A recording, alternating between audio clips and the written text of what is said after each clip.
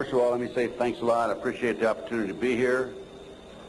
I don't know if you know it or not. Some of you do, some of you don't. Former head of the FBI, Los Angeles, California, retired in 1979, March. And shortly after my retirement, I was asked to investigate the Jeffrey R. McDonald case as a private investigator. He's a former Green Beret doctor who was convicted of murdering his wife and 2 children in Fort Bragg, North Carolina, February 17, 1970. It's a long story. I put in about 2,000 hours on the case. When the case first began, my investigation first began, I told Dr. McDonald that I would investigate the matter for him. He had just been convicted and was sentenced to 3 consecutive life sentences. I think I'm going to sneeze. I didn't make it. Okay. 3 consecutive life sentences. I told him if I found out that he was guilty, I would no longer be on the case. I would drop my investigation. Much to my surprise, from the evidence that I read, information that I developed over a period of several years, I've established beyond any question of a doubt that this man is absolutely innocent. And on October 25, 1980, I obtained a signed confession from Helena Stokely, the girl in the floppy hat, if you know the case. By the way, there was a best-selling book, Fatal Vision, and a movie out on this. And the girl in the floppy hat said that Dr. McDonald did not commit those crimes. They were committed by my satanic cult group. And it was my initiation into the cult that night. And she gave me detailed information about the movement within the house that night, who did what. And I said to her, Helena, how do I know you're telling me the truth? And so one of the questions I asked her, the whole series of questions I asked her, and this is on audio video in some instances, the video, but always on audio. She said, I said, Helena, tell me about describe the jewelry box on the dresser in the master bedroom. And she described it right to a T. And just to make sure, I went down to Sears Roebuck and got a catalog and brought it back. And I said, Helena, pick out the jewelry box in this catalog that was on the dresser. She picked out the jewelry box. It matched. Also, she told me that she attempted to ride a rocking horse in the child's bedroom that night. But she couldn't ride it because the spring was broken. The only way she could have known that spring was broken was to have been there the night of the murders, February 17, 1970. So anyway, I submitted a 1,200-plus page report, actually 1,100-plus page, almost 1,200 pages, in March of 1981 to the FBI, Judge Webster, with a personal letter. He was director of the FBI. And I said, Judge, I believe this man is innocent, and he'd run out of money, and, you know, I'd continued to work it as I usually do. And I think that the FBI should continue along the lines of my investigation. And much to my surprise, I started receiving, by the way, it also went to the FBI and to the U.S. Department of Justice, the Solicitor General's office. And much to my surprise, my witnesses, my 19 new witnesses, including Helena Stokely, started calling me and saying, hey, Ted, the FBI has interviewed me. They're trying to get me to recant. And I'm saying to myself, that isn't the responsibility of the FBI. The FBI is supposed to gather information, not destroy it. And that was my first clue that we had a serious problem in that case. And then I continued on, and I had a number of other cases that I handled privately. And in each instance, I noticed evidence was lost, destroyed, stolen. I noticed that there were strong indications of corruption. So I asked myself, now what's going on here? And over the years, I started gathering material until about 2 years ago. Up until about 2 years ago, I kept saying there's a loose-knit network operating in this country involving drugs, pedophilia, pornography, prostitution, corruption, etc., etc. 2 years ago, from my research, I'm convinced it's much more serious than that. It's more than a loose-knit network. It is a conspiracy. And you know how the news media comes after us and we use the word C, conspiracy, that C word, well, they can come after me all they like, because I guarantee you right here and now we do have a conspiracy, and I'm going to prove it to you here today. Now, one of the things that convinced me and really got me started in this regard, by the way, this conspiracy involves pornography, drugs, corruption, involves pedophilia, involves organized child kidnapping rings, the finders out of Washington, D.C., CIA cover, covert operation, involved in the international trafficking of children, terrorism, bank accounts, and it goes on and on. By the way, I strongly urge you to go to my booth after this lecture and get my research, my book and my research on missing children. We're going to go into that a little bit in the lecture. But my missing children lecture documents that the finders, an organization in Washington, D.C., this CIA front. It's a covert operation. They're involved in international trafficking of children. And I have a U.S. Customs report, official U.S. Customs report, in my book on the missing children. So I urge you to get it. It's only $10. Now, if you buy any of my products, any of my research, I beg of you, I don't want you to buy it unless you make a half a dozen copies and send it to your friends, okay? The name of the game with me is not copyright. I could care less about copyright. The name of the game is education, education, education. We need to know what's going on in this country today. So any of my research that you buy, please make copies and get them out to your friends. That's what it's all about. After one of my lectures, here's about 2 years ago, this is why I changed my mind from and using the word Hallucinate Network to conspiracy. After one of my lectures, a gentleman came up and gave me a book. He said, Ted, in fact, that lecture was specifically on the McDonald case. Ted, here's what it's all about. Take this book and read it. And this is the book, folks. It's called Pawns in the Game. Now, if you don't know this book, if you don't know of it, I urge you to buy it. I've been trying to buy it, but I noticed that one of the vendors out here has it. And please, go get the copy of this book. I forget which vendor has it. All right? CPA book. Yeah. I noticed they had 3 copies. Are you with CPA book?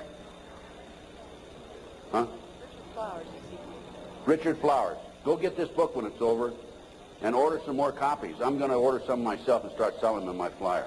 Anyway, it's called Pawns in the Game, and it's by William Guy Carr.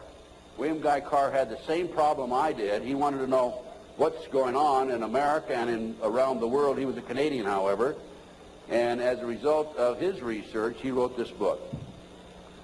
So we have the Illuminati. Now, the Illuminati was established in 1776 by a fellow named Adam Weishaupt. In 1773, he was commissioned by one of the Rothschilds, House of Rothschild, to put together an organization called the Illuminati. And he culminated his work in May the 1st, 1776. If you'll notice, that's a communist holiday. And we're going to have to move along pretty fast. This is actually a 4-hour lecture I'm going to give you today. We're going to do it in probably an hour and 15, 20 minutes. But some of his goals, and the goals that he was commissioned to set up, there were 25 of them.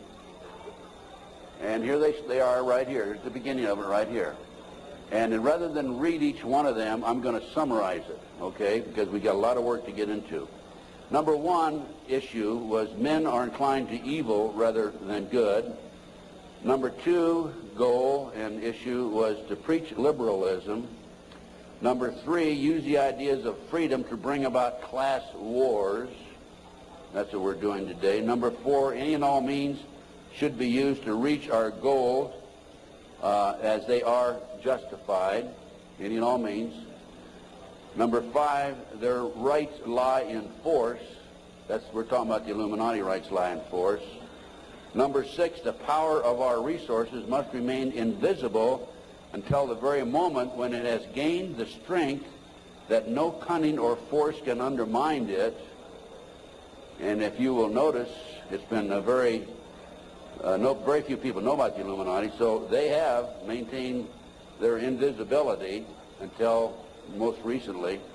Number 7, advocated mob psychology to obtain control of the masses.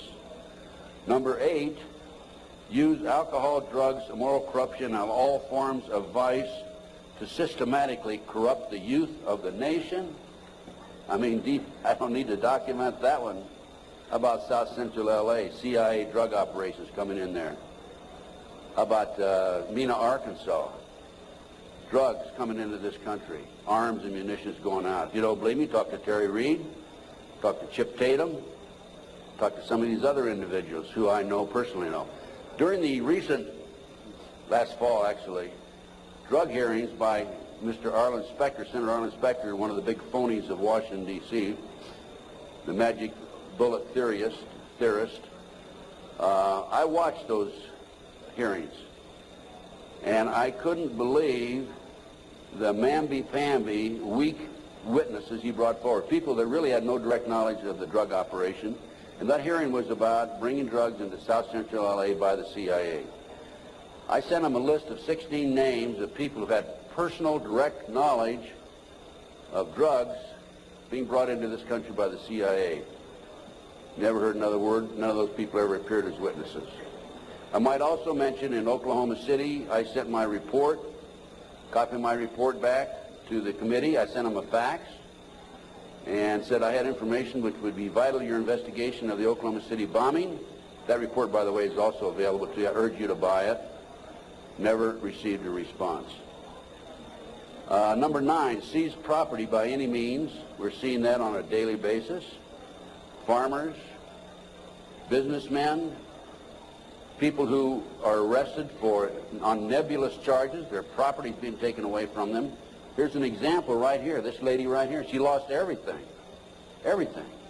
They've come out and raided her house twice, Linda. Twice, Linda. This lady had a house that she bought before her marriage. It was in her name, and they seized it. She no longer has that house. Number 10, deal with the use of slogans such as equity, liberty, fraternity into the mouths of the masses in psychological warfare. Boy, if that isn't Bill Clinton, I never saw it and never heard it before. That man is unbelievable. As former Congressman Dennemeyer describes him, he's a draft-dodging, womanizing, pathological liar, and he certainly fits into item number 10. Number 11 dealt with war, number 11 theory and goal. In 1773, Adam Weishaupt set down policies that were publicly announced in 1939, folks. 1773, publicly announced 1939 by Britain and the United States. And the war should be directed so that the nations on both sides are placed further in debt and peace conferences conducted so neither combatants obtain territorial rights. Yalta. Perfect example. Stalin, Roosevelt, Winston Churchill after World War II. Number 12, told those present that they must use their wealth to have candidates chosen to public office who would be obedient to their demands and would be used as pawns in the game by the men behind the scenes.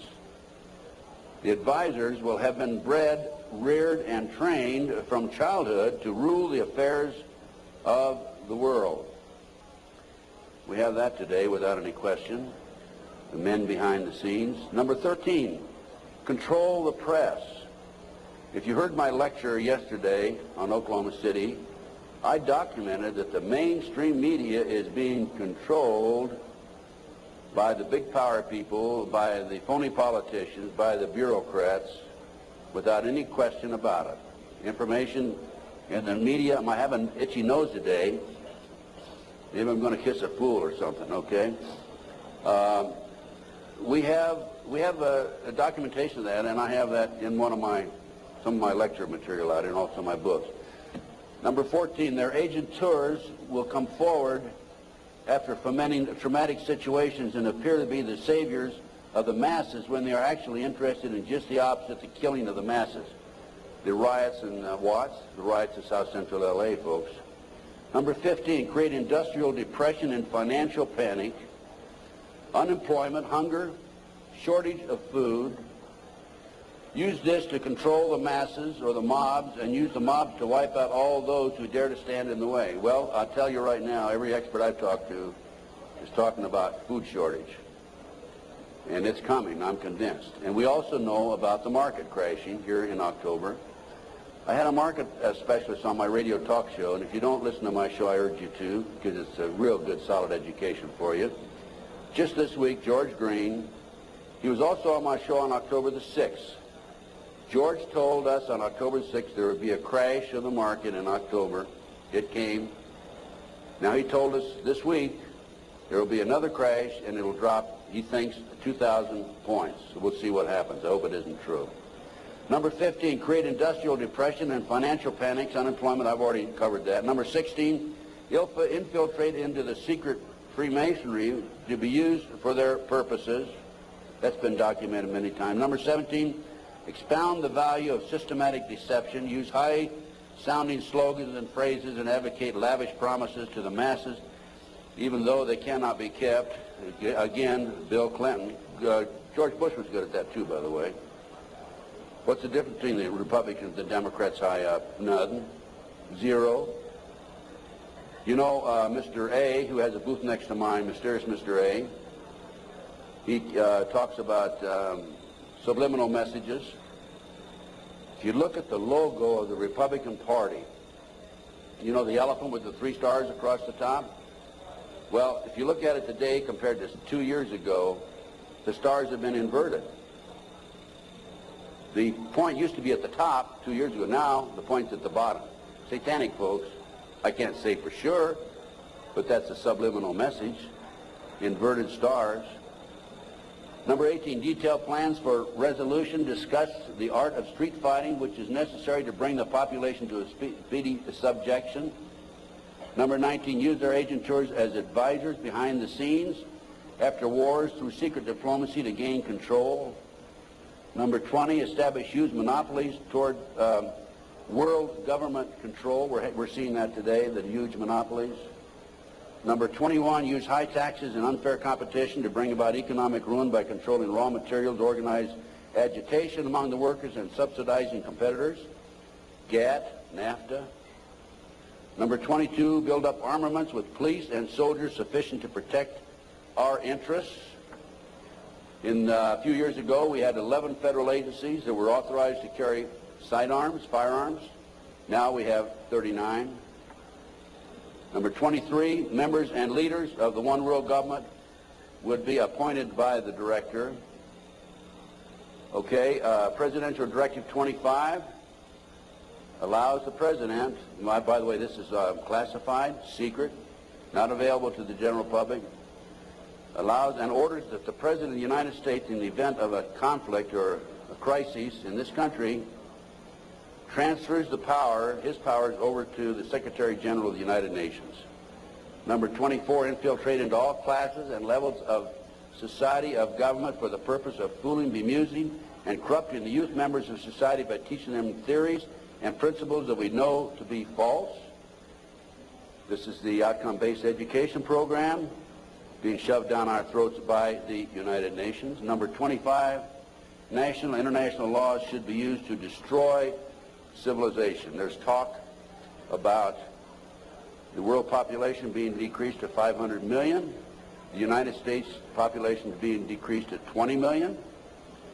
And we look at the war that we had in the Gulf War syndrome. Look at the people that died there. There were 700,000 troops, American troops there. 4/5 of them today cannot even do a push-up because they're so ill and so sick.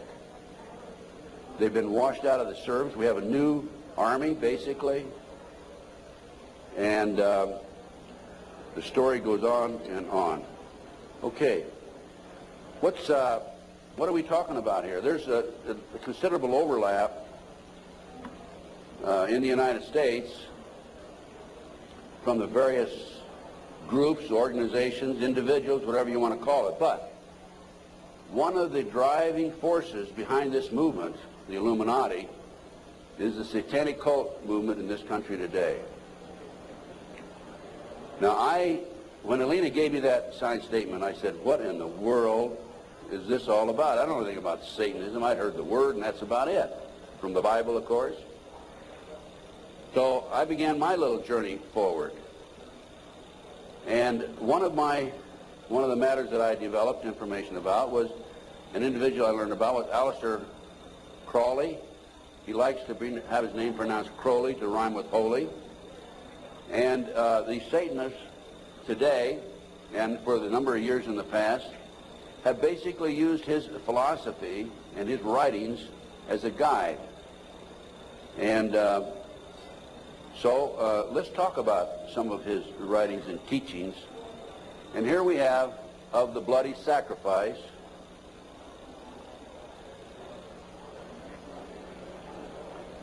And here we have The Blood is the Life. And here on page 94 of his book, it would be unwise to condemn as irrational the practice of those savages who tear the heart and liver from an adversary and devour them while yet warm. In any case, it was the theory of the ancient magicians that any living being is a storehouse of energy varying in quantity according to the size and health of the animal and in quality according to its mental and moral character. At the death of the animal, this energy is liberated suddenly. The animal should therefore be killed within the circle. We're talking about the satanic circle, or the triangle, as the base may be, so that its energy cannot escape. An animal should be selected whose nature accords that with that of the ceremony. Thus, by sacrificing a female lamb, one would not obtain any appreciative quantity of the fierce energy useful to a magician who was invoking Mars. In such a case, a ram would be more suitable, and this ram should be virgin. The whole potential of its original total energy should not have been diminished in any ways. And now listen to this sentence, folks, closely. For the highest spiritual working, one must accordingly choose that victim which contains the greatest and purest force. A male child of perfect innocence and high intelligence is the most satisfactory and suitable system. We're talking about human sacrifices. There are, in my estimation, over 3 million practicing Satanists in America today. Now, how did I come up with those figures? I have informants. I have an informant in South Central L.A., population of 200,000, told me there are 3,000 practicing Satanists in that area. That's where the famous, well-known case, McMartin case on the preschool took place. I have an informant in Lincoln, Nebraska, told me 3,000 practicing Satanists. Lincoln, Nebraska, town of 200,000. South Bay area, Manhattan Beach area, about 200,000. How much time? I get more than an hour today. So just crank up your cameras. Huh? I'm going to take an hour and a half. Okay? I'm going to take every minute I can give to you folks, because you need to soak this into your brain. Iowa City, Iowa, town of 150,000. 100,000, 1,500 informants. That averages out about 1.5% of the population. Anyway, this is, we're talking about human sacrifice. About 50 to 60,000 individuals are sacrificed every year. There are 8 basic satanic holidays. There are other holidays for the various covens, but there are 8 basic ones that they all honor. Now, one of the practices, this is another book of Aleister Crowley. One of the theories, we talked about human sacrifice, okay, there it is, right in their book. I mean, I didn't invent that. That's there. Another aspect of their religion, if you want to call it religion, by the way, the federal government does recognize the satanic movement as a religion, yet in Linda's case, the word Satanism was brought up by her husband's defense attorney. They sealed the records, have not made it available, and when she writes to her children and says, believe in God, she gets a letter back from these people saying, you can't mention God in your letter to your children. That's just an example, okay? Okay, we're talking here about the 666, that's the beast, that's Aleister Crowley himself. Moreover, the beast 666 advises that all children shall be accustomed from infancy to witness every type of sexual act, as also the process of birth, lest falsehood fog and mystery stupefy their minds, whose error else might thwart and misdirect the growth of their subconscious system of self-symbolism. What we're talking about there is children from birth being exposed to sex. These people, the satanic movement in the world, has set up preschools throughout the world for the purpose of getting their hands on our children. The parents drop them off at 9 in the morning, come back and pick them up at 4, 3, 4, 5 at night. In the meantime, in many of these preschools, the children are exposed to sex from the time of birth.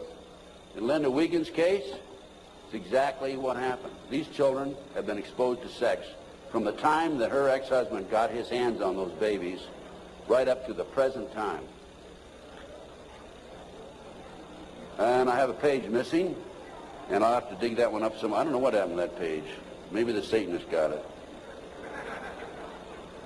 It may therefore be considered improper as a general rule for your sexual gratification to destroy, deform, or displease any other star. Mutual consent to the act is the condition thereof. It must, of course, be understood that such consent, and we're talking about sex now, is not always explicit. There are cases where seduction or rape may be emancipation or initiation to another. Such acts can only be judged by the result. What they're saying is it's all right to rape somebody. I mean, if they don't consent, it's all right to rape them because it's for the cause. Let's talk about the McMartin case. In April 1985, authorities went to the McMartin case and looked for tunnels under the school. The children had said that they were taken into tunnels under the school. There was a chamber down there. They were sexually molested. That involved ceremonies, adults with robes, candles, chanting. Adults had no clothes on under their robes. And they were taken up into a tunnel and a triplex, a bathroom trapdoor of the triplex next door. They were taken out in automobiles. We're talking about 2, 3, 4-year-old children, folks, and prostituted in the community. The authorities received this complaint in 1983. They began their investigation. The authorities finally, in 1985, went out and decided to look for the tunnels because they said the children were hallucinating. The children also said that they were taken by air up into a mountainous area where they were exposed to satanic ceremonies based on what they described and brought back in time for the parents to pick up the kids. So the authorities didn't find anything. We're getting off. Pull those next slides.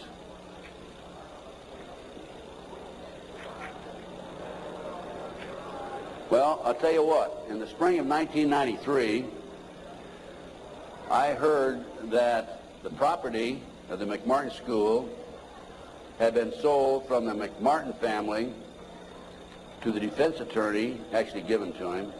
He didn't make enough off the county. His bill was only $3 million. And from there, he said he was broke and he sold it to a contractor. The contractor was going to build an office building on the space. And I heard that the contractor had this property, and so I went out and contacted him. And I said, dear sir, I would like to have access to that property. He said, I'll give you 2 weeks. I signed a contract, assumed liability, and along with some of the parents, we hired an archaeologist from UCLA, Dr. Gary Stickle, knowing full well that I'm not qualified to say there's tunnels under there, even if I found them. And we began our dig. At the end of 2 weeks, I had to stall, because Dr. Stickle was not quite ready to admit there were tunnels. It took us 34 days. At noon the 34th day, with the bulldozers, with their motors running, ready to knock the building down, he was going to knock the building down and then build this office building. Dr. Stickle said, you know, I can say without any question right now, there have been tunnels under the school. They were filled in. Now, I'm going to show you the documentation on the tunnels. This is it. No, keep it there. Keep that there. This is the what we found. This is a preliminary report. I have a 186-page scientific report available to you out here if you're interested, by the way. We found a 9-foot wide subterranean entrance under the west wall of dog room. There were 4 classrooms. That was Ray Bucky's room. By the way, Virginia McMartin and Ray Bucky were tried. Virginia, the grandmother, was acquitted. Ray had a hung jury. And we found these tunnels in the middle of the second trial of Ray Bucky. They could have been used to convict him. We called the prosecutor. He sent his investigator out, Mr. Perez. Mr. Perez told me, I don't want you entering in my conversation with the archaeologist. I said, why? He says, you're too argumentative. I said, well, okay, you go in and talk. I'll just keep my mouth shut. We went in, he talked, and he argued with the archaeologist. Here's an investigator not qualified to talk about tunnels. He said, there aren't any tunnels there, and the archaeologist, of course, argued. But anyway, they didn't use that evidence, strong evidence, in the second trial. They ignored it, right in the middle of the second trial. I might mention this. The children identified professional football players, professional baseball players, household name actors, actresses, and the son of the leading politician, not a leading politician, the leading politician in Los Angeles as being perpetrators. Okay, we found an avocado tree root cut on both sides of the entrance, and I'll show you this in just a few minutes. The entrance to the tunnel, as I said, it was 9 feet across the top, and on one side was a live avocado root, on the other side was a dead avocado root. They had to cut that out. We have this, by the way. We found a plastic Disney bag, copyright 1982, about 4.5 feet below the classroom floor, and 3 to 6 inches in from the entrance and under the foundation. Now, the reason that plastic Disney bag is so important is because we think that they filled the tunnel in 1982 when the complaint was initially brought to the attention of the authorities. I said 83 earlier, it's 82 when the complaint was made. And when they filled it in, the plastic Disney bag somehow or other flew in there as they were filling it in and nobody noticed it. Now, who says there is no God, right? What documentation, fantastic documentation, that tunnel, the entrance to that tunnel, this was right at the entrance, was filled in 1982 or sometime subsequent to 1982. Mr. Ken Lanning, the outstanding, know-it-all FBI expert, behavioral science, says that I took that garbage bag in 1993 out of a trash can and placed it there, that I planted evidence. Of course, Mr. Lanning says there's no organized satanic movement in this country today. There's only a few dabblers here and there. Thank you, sir. We have another 3 hours to go, okay? Can you hang in there? Okay, the tunnel proceeded south, then 45 feet through classroom 4 and 3 and north, then 10 feet within the classroom 4. The tunnels were 30 inches wide, 44 to 46 inches deep, with the top of the tunnel 30 inches under the classroom floor. The children were able to walk through it. We're talking about young kids now, right? The adults had to stoop down and walk through it, but they could do it. The tunnels were built in kind of a triangular, or I should say a semicircle type, so that they had natural support, I guess. These people know everything. They're brilliant. The footing between classroom 3 and 4 was arched, where the tunnel passed underneath it, and 12 inches shorter in depth at this location than the same footing 12 feet to the north. I'll show you that in just a minute. That's significant, because the arch was where the tunnel went, and it was arched in that particular location, whereas 12 feet away, it was 12 inches longer or thicker. Footing between, let's see, there were 4 large upright containers were found in the tunnel under the arch, obviously hand-placed. A 9-foot wide chamber was found along the tunnel across classroom 4. The top of the chamber and the top of sections of the tunnel had layers of plywood covered with tar paper, which had apparently been supported by cinder blocks and 2x2 and 2x4 wooden posts found underneath. Tunnel features made it evident that the tunnels had been hand-dug. The 7-foot tunnel extended into the triplex next door. Tunnel extended from the bathrooms off the office and classroom 1 to the front yard of the triplex next door. Front yard concealed from the street by a 3-car garage. Children described the entrance and exiting tunnels in the triplex yard, exactly where the tunnels and exit were found. A 39 by 41 inch area under a hole cut in this neighbor's bathroom floor had been excavated and subsequently tilled. Now, that was where the kids told us ahead of time that they were taking it up in a trapdoor in this bathroom. And there was a crawl space in the house about like this, and we got one of our skinny archaeologists to go in there, take pictures. The bathtub protruded underneath the floor of the bathroom. There was a bathroom in the back of the same building in another apartment. It did not protrude there. This was the space we're talking about, 39 by 41 inches. Just enough room for a kid to come up and be taken out. Other significant facts: small white plastic plate with 3 pentagrams, hand-drawn on the top of the light green paint, was found by the archaeologists. Pentagrams were hand-drawn by an adult and not part of the manufacturer's design. Many other artifacts were found whose analysis will be released upon completion of the test. The analysis has been released. That's the scientific report I told you about. No doorknobs were on classroom 3, only a dead bolt lock. Each classroom had an on and off switch which was labeled fire alarm. The system did not connect to the fire station but was used as an alert within the school if somebody came around. More than 2,000 artifacts were found under the school floor, including over 100 animal bones. Due to the constraints and time constraints and so forth, we had to discontinue the process on noon the 34th day. By the way, this cost us, a lot of people donated their time. It still costs us money. It cost us between $55,000 and $60,000. I personally put in $17,000, which I ended up, in many instances, paying over a long-term period payment plan. This is a floor plan of the whole lot. There is, right there, the building itself. This is the entrance, the concrete slab, a vacant lot there. This is a yard.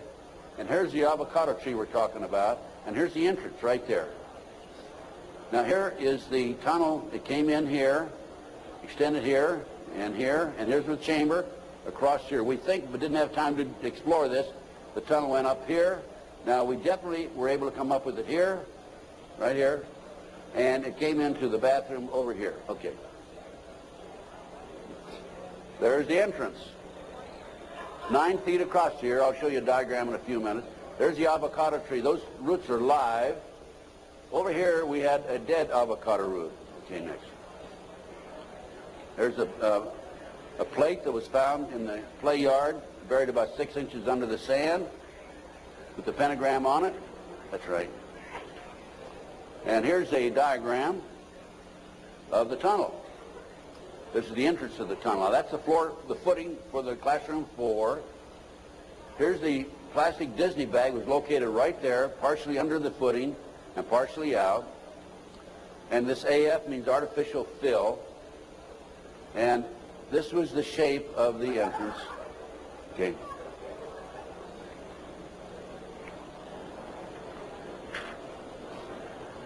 Here's your diagram. These are your drawings. Artificial fill. Here's the avocado root there. Here's the dead root over there.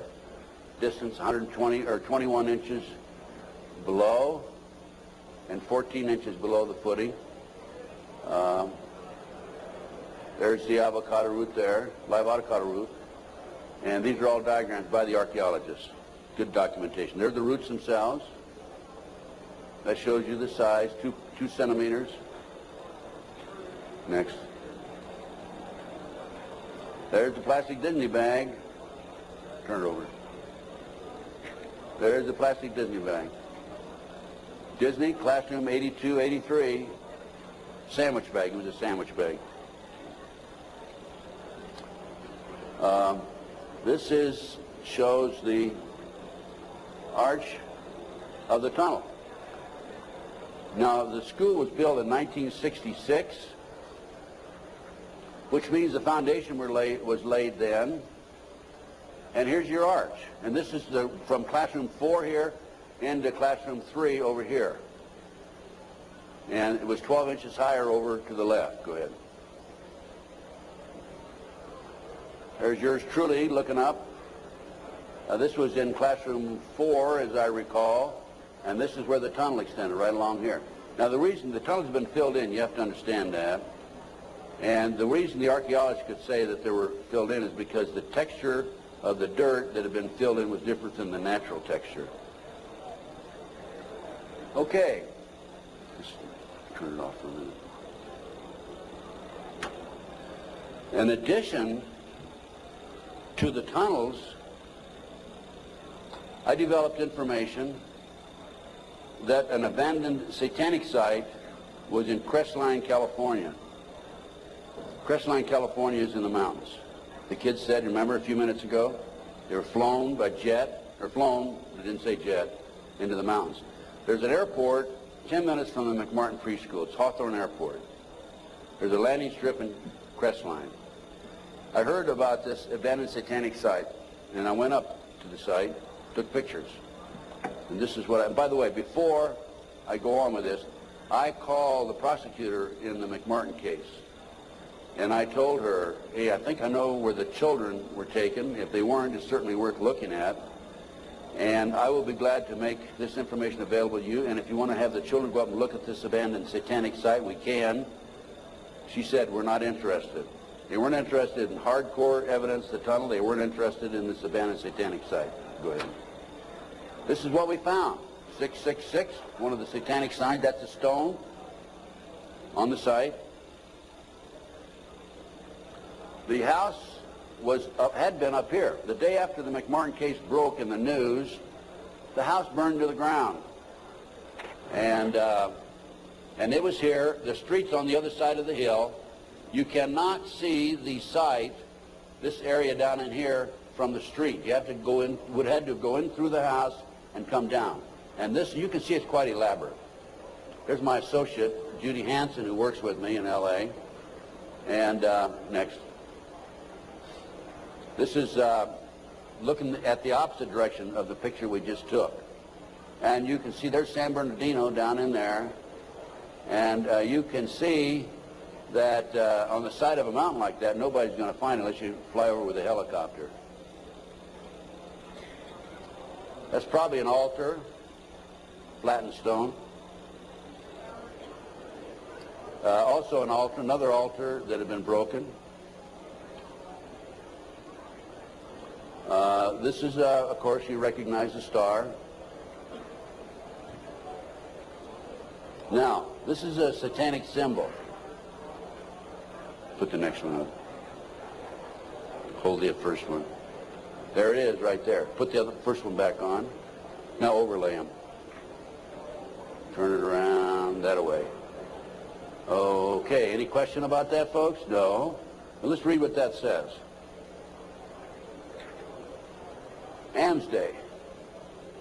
Asmodee, a strong and powerful king, appears with 3 heads, the first like a bull, the second like a man, the third like a ram. He has a serpent's tail, the webbed feet of a goose, and he vomits fire. He rides the infernal dragon, carries lance and pennon, and is the chief of the power of Amaman. He must be invoked, be bareheaded, or otherwise he will deceive.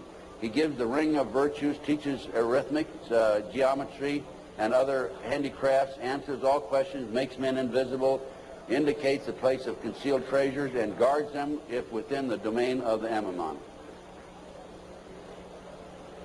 Oh, what do we got here? Another satanic symbol. You think that wasn't a satanic site? Overlay it. Okay. Is that it? The other way around, isn't it? Yeah. Flip it around. Okay, there you go. Okay, now let's read what that sign means. That is the seal of Adam's scale. I guess no, that's the wrong. That's the one before.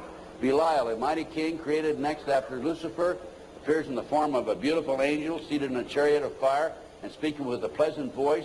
He fell first amongst the superior angels who went before Michael and other heavenly angels. He distributes preferences of senatorships, causes favors of friends and foes, and gives excellent families. Familiar. He must have offering and sacrifices made to him. Next. And there's another satanic sign. I couldn't make that one out, so I couldn't match it with anything. obviously. Here's some ovens.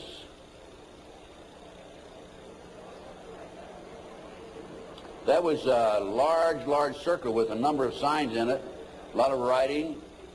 We couldn't get up high enough that we could take a good picture of it. Next. And just put that back a minute. That's another case. Okay, nothing came of that. Nobody was interested in an abandoned satanic site, even though it appears to have been related to the McMartin case. I have to say that I was very disappointed. We gather this evidence privately. The police don't have the capability of doing so. Too many high-pressure people involved. Too many prominent individuals involved. So that's just an overview of the McMartin case, folks. No question in my mind that it was a satanic operation. And Dr. Roland Summit, UCLA psychiatrist, says, we've done a lot of research in this field also, that there are 50 other preschools in the country where the kids have talked about going down into tunnels. Now, this is another case that I worked out of Philadelphia, similar case to Linda's. And this is the Lou Bear case. Lou called me back in, I guess, the late 80s. And he said that he had gone underground with his children. The great FBI came in with their SWAT team, as they did with Linda, raided his house, grabbed him, put him in jail, took the children, turned them over to his ex-wife, whose boyfriend, according to the children, was sexually molesting them. And Lou said, what can I do and how can you help me? So I was willing to go back and testify for Lou. And one of the matters that I was going to testify about were the drawings by the kids. And it's not a funny thing, but it's an established fact that children who have been sexually molested for some reason or other, when they're, 2, 3, 4, 5, 6, 8, 10 years old, whatever, will invariably draw pictures of their activity, of their exposure to these nefarious matters. Invariably they do that. Now, when I was that age, I was drawing cars and airplanes, and the girls were drawing flowers, right? But these kids invariably will draw these pictures. As you can see from Linda's case, she has pictures at her booth that her children have drawn. Now, I was going to go back and testify for Lou, and I was going to say that based upon my reviewing the pictures drawn by the children, they've been exposed to a satanic activity. This is the most telltale of all the pictures. I'm going to show you a series of them. This is a totem pole with a goat's head at the top. Children at the various highest level. I understand, again, I say I understand because I'm not sure, because there's so much secrecy involved in the satanic movement. 8, 10 layers of classes of people within themselves, like the dabblers on up to the very highest level. But from my sources and my informants, I've been told that the various highest level of Satanism, you will have the totem pole, which is usually 3 to 6 feet tall, made out of wood, with the goat head at the top. So I was going to testify that based on my experience, that these children were exposed to the highest level of Satanism mainly because of this drawing right here, the goat hole, the totem pole with the goat's head.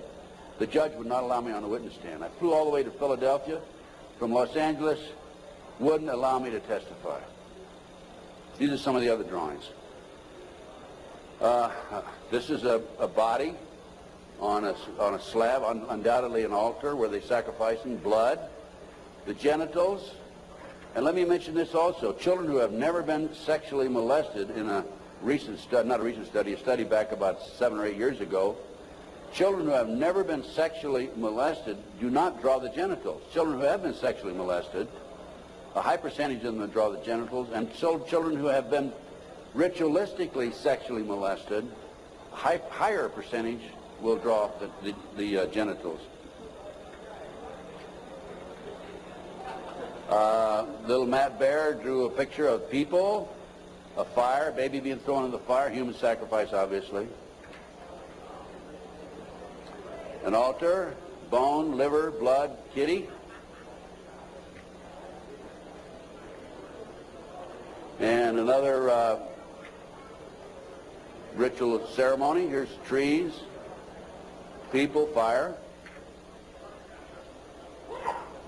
And another, people have no cloth on, he says.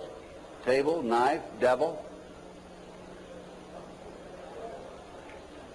Okay, that's the Lou Bear case. Now, I think we're going to we got just a few more minutes, and I want Linda to take the podium, talk about her case.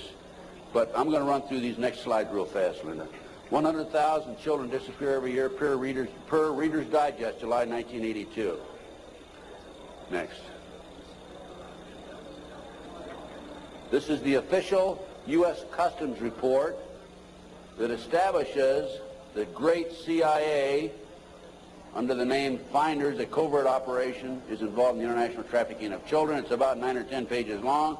We'll just flip through the pages. If you want to take a look at this report, go to my table and take a look at it. And if you want, please buy it. It's $10. Make copies. Get it out to your friends. Okay, keep going. Just go real quick. Keep going. Go to the last page. Just flip them and then just go to the last page. That's how long it is. Keep going. And some more. That's it. Okay. The way this case came about is a group of children were seen in a park in Tallahassee, Florida in 1987. The police were called. The men were well dressed. They had a van. Police came out, talked to the kids. The kids said that they were en route to Mexico to a smart school. And the police traced that van back up to the Finders in Washington, D.C. They raided the Metropolitan Police Department, raided the Finders headquarters and also a warehouse. And they found all this paraphernalia. They found information about international trafficking of kids all over the world. The Finder, based on my research subsequent to that, again, CIA covert operation. The customs agent was called into it because of the possibility of pornography, and I guarantee that there was pornography involved. Guarantee, okay? Now, this report, this was his report. Again, this is available, Missing Children, $10 at my booth. This report is the final interview by the customs agent when he attempted to go over and get more information than he'd already developed. Okay, let's just go over this. Leave it there. Yeah, leave it there. Okay. April 2, I arrived at the Metropolitan Police Department at approximately 9 a.m. Detective Bradley was not available. He was the detective who was supposed to help him. I spoke to a third party who was willing to discuss the case with me on a strictly off-the-record basis. I would advise that all the passport data had been turned over to the State Department for their investigation. They found passports in the van. The State Department, in turn, advised the Metropolitan Police that all travel and use of the passports by the holders of the passports was within the law and no action would be taken. This included travel to Moscow, North Korea, and North Vietnam during the late 50s and mid-70s. Folks, it was illegal to travel there to those countries during that period. The individual further advised me of circumstances which indicated that the investigation into the activity of the Finders had become a CIA internal matter. The Metropolitan Police report had been classified secret and was not available for review. I was advised that the FBI had withdrawn from the investigation several weeks prior, and that the FBI Foreign Counterintelligence Division, that's the FBI headquarters, by the way, had directed the Metropolitan Police Department not to advise the FBI Washington field office, that's the field office, of anything that had transpired. No further information will be available. No further action will be taken. No action will be taken. The case was closed, and here we have a CIA internal matter. The Finders Group, the Finders case organization was founded by a CIA agent back in the early 60s, and here we are, 1987, still operating. I have the man's name. I have all the information on it. A real quick overview, CIA experiments with mind control on children, MK Ultra. This is an outstanding article. It's available in that same report. Just flip the pages. Keep going. Okay, folks, I'm going to turn the podium over to Linda Wiegand. We have about another 15, 20 minutes, I believe. And Linda's going to talk about her case. This is one of the most classic examples of corruption I have ever seen. And believe me, you can tell from my lecture that I've seen some pretty awful examples of corruption. Go on from there. Linda Wiegand, my friend, God bless her. She's a fighter.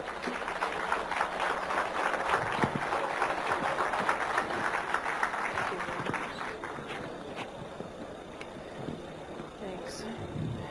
I'm here to tell you I'm a living, breathing example of what happens when a satanic cult abuses your children.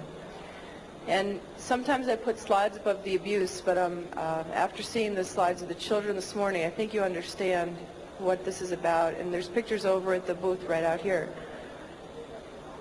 The devil to me, maybe 10 years ago, was something that was, I went to Catholic church. I'm still Catholic and Christian. I went to church, and the devil was something out there that you didn't want to talk about at night, and you didn't talk about in the dark, and it was just something in science fiction movies. My children disclosed just sexual abuse in early 1993. They were masturbating. They were pulling their pants down at the supermarket.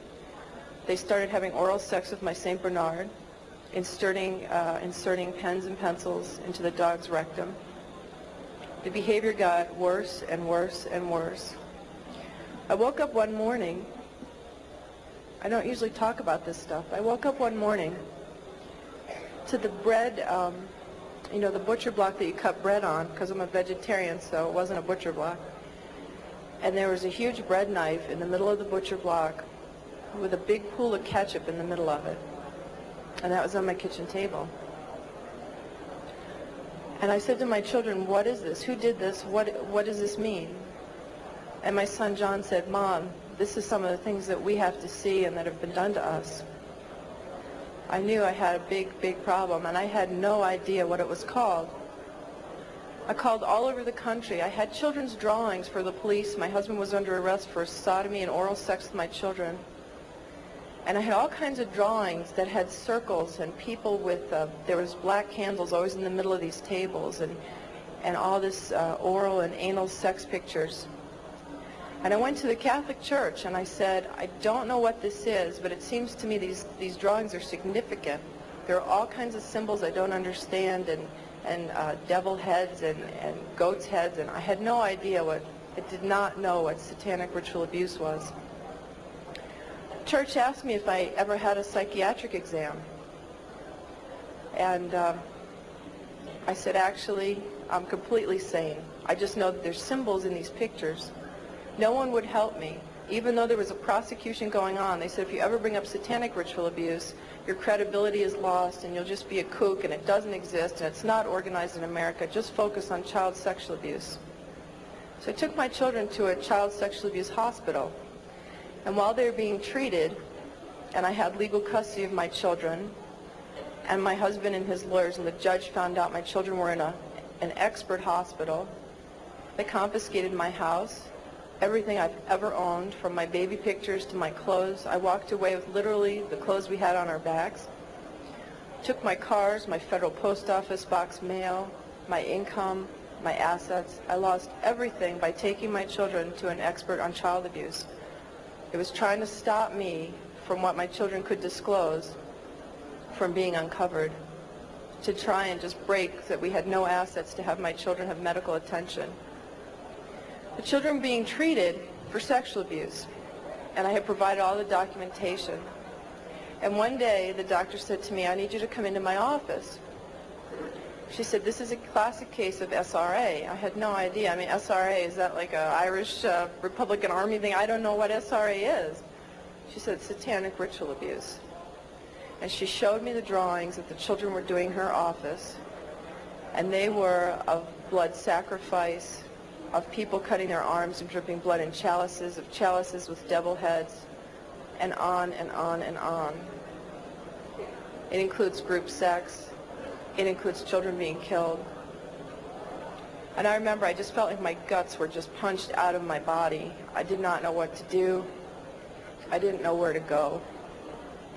I called every organization in the country asking for help, children's organizations. And no one wants to acknowledge satanic ritual abuse. And all the child abuse organizations only say that they lobby. They don't actually help people. And so my quest to save my children has taken me here. And as a consequence, and I can tell you here today, there are other mothers who are here today to ask me for help, who have children that were victims of satanic ritual abuse. And it's really hard for me because I'm only one person, and my life has been annihilated, although I have to say it's being rebuilt for the better. But John and Ben, my boys, are 11 and 8, and have lived for 15 or 16 months in the home of a satanic abuser who has been documented as a member of a cult, who 25 people and the state's attorney in Connecticut are investigating and have substantiated sexual abuse and the cult. And yet the governor and no one has been acting to protect my children. So it makes me wonder just how high this goes. But I'll tell you a story about a little boy that affected my life, and I guess it's besides John and Ben, who I always think about and who I want to stop this from ever happening to another child again.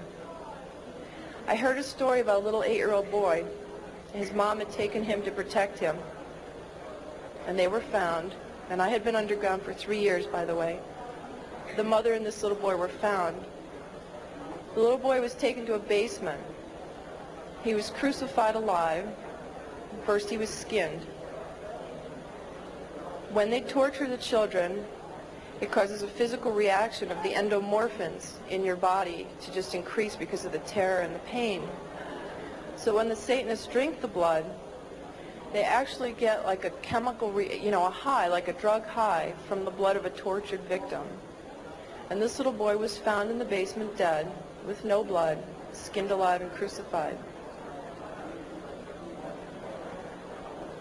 This cannot happen to any more children. I can't do it alone. My children are there. It's really hard. I need each one of you to know this is not a fairy tale.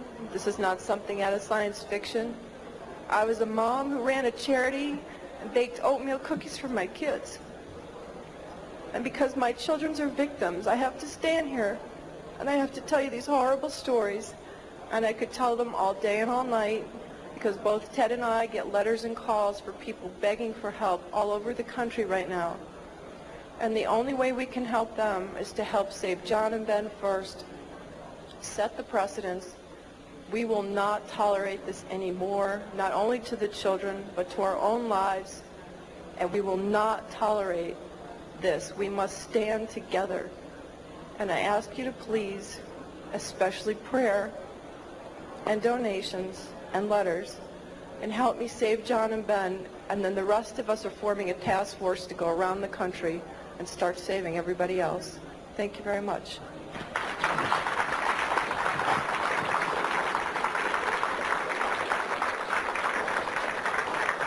Thank you, Linda. Folks, thanks very much. Any of you have any questions? I guess there's no microphones up here, but go ahead, Renee. Just come down here in front and yell at me.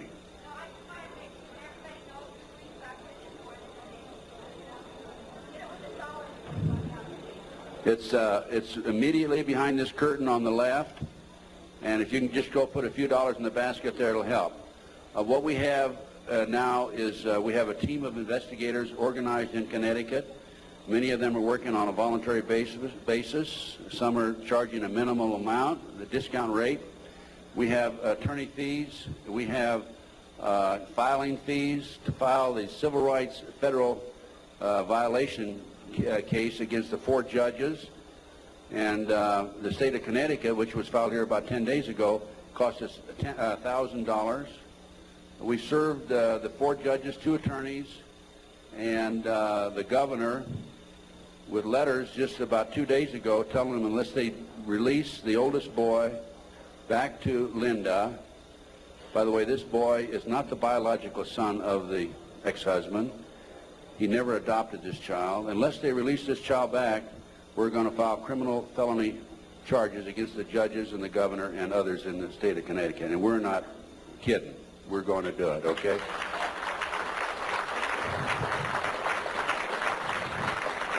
We have been working with a friend of mine. I brought him into the case, Jack Firm, a paralegal, Las Vegas, and he's probably one of the most brilliant men I've ever known.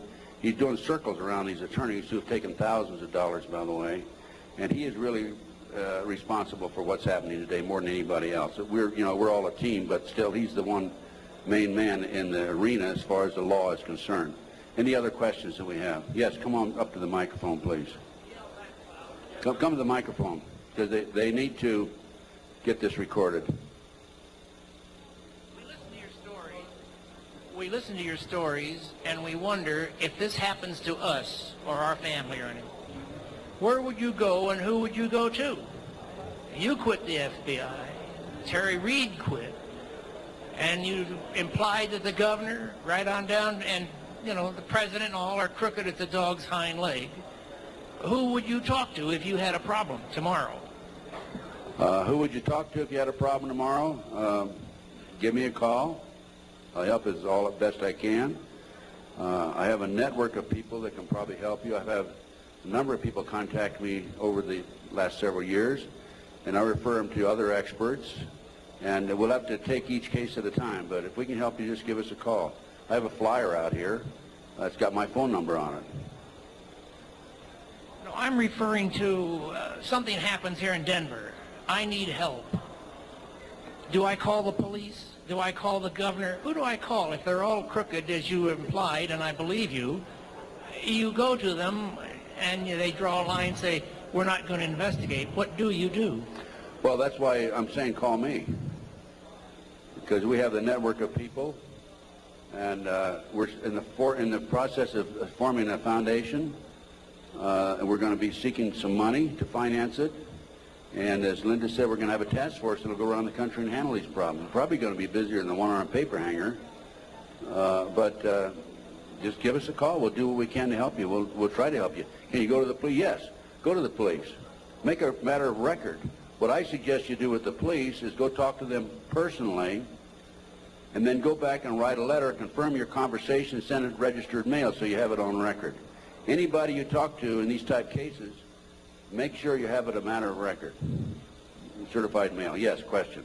Yes, will you name public profile figures that were suspects out in the California case? You know, the people that were named by the children? Can you do that? No, I can't name them because I can't prove it. All I can tell you is what the kids said. And the kids, they basically have said that the children were not credible. And I think if I said anything, I'd be open myself to a lawsuit. I'm not afraid. If I could name them without being sued, I would. But believe me, they're very prominent people. They're household words. What elements of possible satanic abuse do you see in the John Bonet case? Interesting question. What elements of possible satanic activity do I see in the Bonet case? I can't prove it. From the day that case broke in the news until today, I see signs of it, indications of it. The tourniquet around the little girl's neck. One of the practices that they have in their mind control activity and is to take a child right up near death and then bring them back from close to death. I would suspect that that's a possibility here, that they took this child too far and the child passed away. I don't know again, but I'm saying based on my experience and expertise, good possibility of that. I'd say there's a good possibility that, in fact, I'm confident that the family knows much more than what they're telling.